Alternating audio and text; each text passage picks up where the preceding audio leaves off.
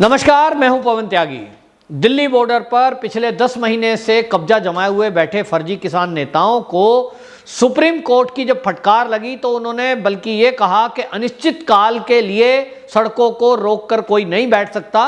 आपको प्रदर्शन का अधिकार है, लेकिन उसके लिए आप अन्य स्थान तलाशें। और सुप्रीम कोर्ट ने यह भी कहा कि लोगों को जो असुविधा हो रही है इसमें दोषी अधिकारी हैं, न कि प्रदर्शनकारी, क्योंकि रोड को ब्लॉक किया हुआ है, कटीले तार लगाए हुए हैं, बैरिकेड्स लगाए हुए हैं, ये पुलिस ने लगाए हुए हैं। अब इसके बाद गेंद जो है पुलिस के पाले में आई तो पुलिस हरकत में आई और दिल्ली पुलिस ने अपनी तरफ से लगाए गए सारे बैरिकेड्स हटा दिए और जितने भी जो कंक्रीट की रोड दीवार बनाई थी वो हटा दी। हालांकि इस हटाने को लेकर जब बुलडोजर पहुंचे तो दिल्ली पुलिस के बुलडोजरों के आगे ये किसान नेता लेट गए और ये कह रहे थे इन्हें क्यों हटाया जा रहा है। पहले लगाया था तो कह रहे थे क्यों लगा दिया, हम संसद में जाना चाहते थे, हमें यहाँ रोक दिया। अब हटाए तो विरोध कर रहे थे और राकेश टिकैत ने तो इतना कह दिया कि अब हम संसद पे आएंगे। और उन्होंने कहा कि जबरदस्ती यदि हमें हटाने की कोशिश की गई तो फिर हम क्या करेंगे, देश भर के सारे सरकारी दफ्तरों को गल्ला मंडी बना देंगे।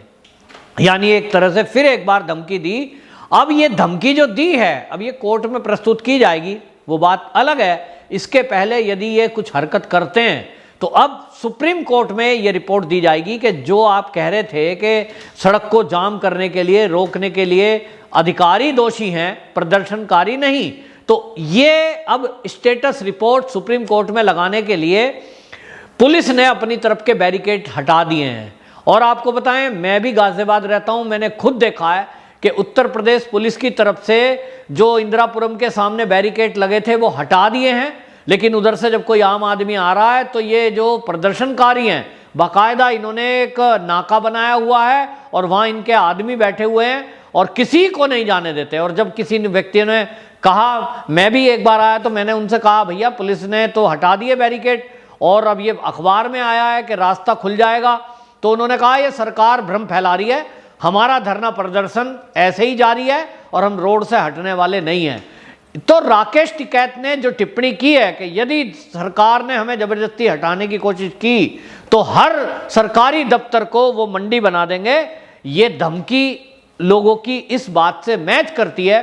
और अब इस पर सुप्रीम कोर्ट संज्ञान ले कि जो सुप्रीम कोर्ट अभी तक ये कह रही थी कि सड़क को रोकने के लिए अधिकारी दोषी हैं, प्रदर्शनकारी नहीं, तो सुप्रीम कोर्ट खुद सीजेआई सड़कों पर निकले, चीफ जस्टिस आए जरा और अब टीकरी बॉर्डर, सिंगू बॉर्डर और गाजीपुर बॉर्डर का दौरा करें, ये उनकी जिम्मेदारी बनती है। केंद्र सरकार अब सुप्रीम कोर्ट के उन 3 जजों की जो बेंच ये सब सुनवाई कर रही थी, मैं तो कह रहा हूं उस समिति को लाओ, वीडियो बनाओ और जज साहब को लाओ कि देखो भाई ये है, हमारी तरफ से हट गए, अब ये टेंट लगाए सड़क पे बैठे हैं। दुनिया में कहीं ऐसा है क्या कि कोई हाईवे को रोक के बैठ जाए, 10-10 महीने बैठ जाए? ये हाईवे बने किस लिए हैं? चलने के लिए। टीवी में एक ऐड बनाया आजकल कि गाड़ी चल रही है और एक पटाखा बजा रहा है, क्योंकि दिवाली आ रही है ना तो सबको खुजली लगती है, उसमें पटाखा बज रहा है और क्या कहते हैं, ये सड़क चलने के लिए है, ये पटाखा फोड़ने के लिए नहीं है। तो ये सड़क पटाखा फोड़ने के लिए नहीं है, लेकिन ये सड़क बैठकर धरना प्रदर्शन करने और राजनीति करने के लिए तो है। कैसा हो रहा है इस देश में? सुप्रीम कोर्ट बोल नहीं रहा, लेकिन आपको बताएं कि पुलिस की अब पूरी तैयारी है। जो बैरिकेड्स हटाए गए हैं, अगर अब इसमें से कोई ये फर्जी किसान नेता दिल्ली में संसद की तरफ कूच करा तो इनके खिलाफ सख्त एक्शन लिया जाएगा और अब कोर्ट को भी इस पे संज्ञान लेना पड़ेगा। क्योंकि आपको बताएं ये पूरा जो आंदोलन है इसमें इस समय नहीं, पहले ही दिन से हम देख रहे थे। 26/11 की घटना में हमने देखा, बाद में हमने लखीमपुर में भी देखा, हमने सिंगू बॉर्डर पे भी देखा कि जो भिंडरा वाला है उसकी टी-शर्ट पहनकर खालिस्तान झंडा लेकर यहाँ प्रदर्शनकारी इधर उधर घूमते हुए नजर आए हैं। और दिल्ली के लाल किला कांड में तो बाकायदा खालिस्तानी झंडा फहराया गया। ये बताता है कि किस तरह से खालिस्तानी एंगल इस मूवमेंट से जुड़ा हुआ है। और अभी आपको बताएं, पुणे में एनएसए अजीत डोभाल ने एक बोलते हुए अपनी सभा में बोला है कि इस देश में इस समय 2 खतरे हैं। और वो खतरा है एक तो वायरस का, कि जो दुश्मन देश हैं अब वो गोली बारूद के बजाय वायरस बम हमारे देश में फेंक सकते हैं। ये खतरा है, नया तरह का खतरा है। और दूसरा उन्होंने कहा कि एक नया तरह का खतरा देश के ऊपर और है कि जो दुश्मन है देश के, वो समाज के अंदर घुसपैठ कर चुके हैं। तो वो किस रूप में, जैसा हम देख रहे हैं, खालिस्तानी मूवमेंट कौन चला रहा है? पाकिस्तान चला रहा है। पाकिस्तान के पीछे चीन चला रहा है। यानी चीन डायरेक्ट इनडायरेक्ट रूप से खालिस्तानी मूवमेंट को फिर से शुरू कर रहा है, और वो समाज के ही जरिए कर रहा है। आज की डेट में जो आप सिंघू बॉर्डर चले जाओ, मैंने अपनी आंखों से देखा है, सिंघू बॉर्डर, टिकरी बॉर्डर, गाजीपुर बॉर्डर, वहां पे जो गुरुद्वारे भक्ति के लिए हैं, अध्यात्म से जुड़े हुए हैं, वो राजनीति के लपेटे में आ गए हैं शायद, मैं श्योर नहीं हूं, लेकिन हमने देखा है कि किस तरह से गुरुद्वारों से पानी खाना बन करके इनमें आ रहा था। वो तो कह रहे साहब हम सेवा कर रहे हैं।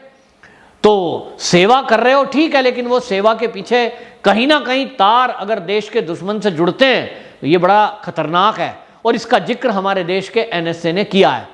हमने देखा सीएए के विरोध के टाइम में देश के अंदर बैठे हुए समाज के लोगों ने ही सड़कों पर प्रदर्शन किए, राजनीति की, आगाजनी की, हत्याएं की।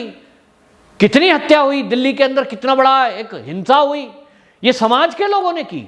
तो पाकिस्तान के पैसे से, पाकिस्तान और चीन के कहने से समाज के लोगों ने समाज के अंदर जहर भरा और फिर दंगे फैलाए।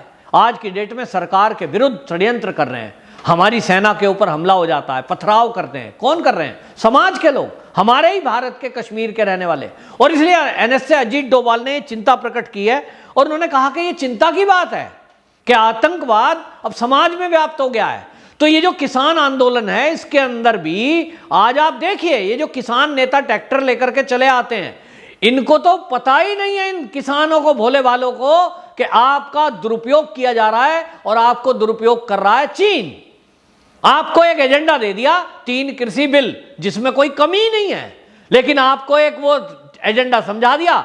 और जिसके पास दिमाग है नहीं है, मैं नहीं समझता, मैं भी एक किसान का बेटा हूं, कृषि बिलों में कोई दिक्कत नहीं है, लेकिन दिमाग में भर दिया गया उनके कि कृषि बिल खराब है, कृषि बिल खराब है, इनके वापसी तक जाना नहीं। तो लोग नारे लगा रहे हैं, राकेश टिकैत जैसे लोग कह रहे हैं जब तक बिल वापसी नहीं, घर वापसी नहीं, दिमाग में भर दिया उनके। उनके अनुयायी हैं बहुत सारे जो उनकी यूनियन से जुड़े हुए हैं, उनके दिमाग में बैठ गया जब तक बिल वापसी नहीं तब तक घर वापसी नहीं, लड़ो मरो खपो। तो अल्टीमेटली नुकसान किसका है? अगर इस देश का एक किसान मरता है तो भी देश का नुकसान है, एक जवान मरता है इस देश का तो भी देश का नुकसान है। किसी को चोट लगती है तो भारत माता के लिए दोनों बच्चे हैं, चाहे वो इस देश का किसान है चाहे जवान है, खून बहता है। एक माँ के अगर 4 बेटे हैं, किसी को चोट लगे आपसी झगड़े में, माँ को दुख होता है। तो इस भारत माता को दुख पहुंचाने का काम ये षड्यंत्रकारी कर रहे हैं, जिसमें ये किसान आंदोलन चलाने वाले लोग ये कहीं ना कहीं ये एक टूल बन के रह गए हैं और टूल किट यहां काम कर रही है। लेकिन इनकी मजबूरी है या लालच है या स्वार्थ है, पता नहीं क्या है, लेकिन जिस तरह का कारनामा ये कर रहे हैं। अभी दिवाली का टाइम आ रहा है, त्योहारों का टाइम है, और दिल्ली में आतंकवाद की इनपुट रहती है कि आतंकवादी एक्टिविटी हो सकती है, बम विस्फोट हो सकते हैं। और पिछले दिनों आतंकवादी दिल्ली में पकड़े गए, भयंकर आतंकवादी पकड़ा गया, जिसके पास से कितने सारे हैंड ग्रेनेड और गोला बारूद पकड़े गए। पंजाब के बॉर्डर से ड्रोन के जरिए बहुत सारे हथियार गिराए जा रहे हैं। किसके लिए? भारतवासियों के ऊपर गोली चलाने के लिए। कौन मरेगा, कौन मारेगा? सिंघू बॉर्डर पे काट दिया गया, जिन्होंने काटा वो भी भारत के हैं, जो कटा वो भी भारत का है।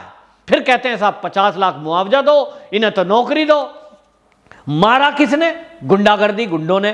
कहने को निहंग हैं साहब, हम एक धर्म के अनुयायी हैं, लेकिन क्या धर्म ये सिखाता है कि आप किसी की हत्या कर दो? पता नहीं, कोई बोलने को तैयार नहीं है, क्योंकि लोगों को लगता है कि राजनीति का मौका है और राजनीति करनी है तो लखीमपुर राजनीति करने दिल्ली से राहुल गांधी पहुंच जाएंगे, लेकिन दिल्ली बॉर्डर पर नहीं पहुंचते। जबकि दोनों केस में दलित हैं, दोनों केस में किसान हैं। सिंघू बॉर्डर पर जिसको काटा गया बेरहमी से, वो भी किसान ही था, लेकिन उस किसान से किसी को हमदर्दी नहीं है। पंजाब की चन्नी सरकार उसके लिए ना तो नौकरी देती है ना 50 लाख रुपए, वरना उनको दिल्ली के बॉर्डर पे आके धरना प्रदर्शन ना करना पड़ता। खुली छत के नीचे, आज वो ठंड बढ़ गई है, वो खुली छत के नीचे बैठे हुए हैं सड़क पे कि साहब हमें नौकरी दो। 50 लाख रुपए चन्नी ने यूपी में जाके दिए, जहां कानून का राज कायम है, तुरंत गिरफ्तारियां हो रही हैं। केंद्रीय गृह राज्य मंत्री का बेटा जेल में, वहां तो वो 50 लाख दे रहे हैं, लेकिन जहां चन्नी जी खुद एक अनुसूचित जाति के हैं, वो एक किसान गरीब की मदद में 10 लाख रुपए भी नहीं दे रहे। ये है राजनीति, ये है आतंकवाद की घुसपैठ, ये है देश के दुश्मनों के टूल किट पर काम करना। बहुत दुखद है और इसलिए सरकार को अब इस मामले में सख्त होना पड़ेगा। अब जो ये ड्रामा चल रहा है सड़क के ऊपर, इसको हटाइए, वरना तो किसी को भी मत रोको। जिसको मांग मनवानी होगी सड़क घेर के बैठ जाए। क्या इस देश में ये अप्लाई है? तो सुप्रीम कोर्ट इसमें संज्ञान ले। दिसंबर की डेट पड़ी हुई है। मेरा आग्रह है कि इस मामले की तत्काल सुनवाई हो। रातों रात डे बाय डे हियरिंग होती है कोर्ट में कई सारे मुद्दों पे, लेकिन सुप्रीम कोर्ट इसमें लंबी तारीख दे रहा है। मेरी तो समझ से बाहर है, मैं कानून का जानकार नहीं हूं, लेकिन आग्रह ही कर सकता हूं सुप्रीम कोर्ट को कि इस मामले में तत्काल सुनवाई करे और इन किसान नेताओं को कहे कि ये बॉर्डर खाली करें, सड़क खाली करें। प्रदर्शन करना है तो कोई मैदान में बैठे, सड़क पे नहीं। इनके लिए एक्शन लेना पड़ेगा। सरकार तभी कुछ कर सकती है, पुलिस भी तभी कुछ कर सकती है। वंदे मातरम।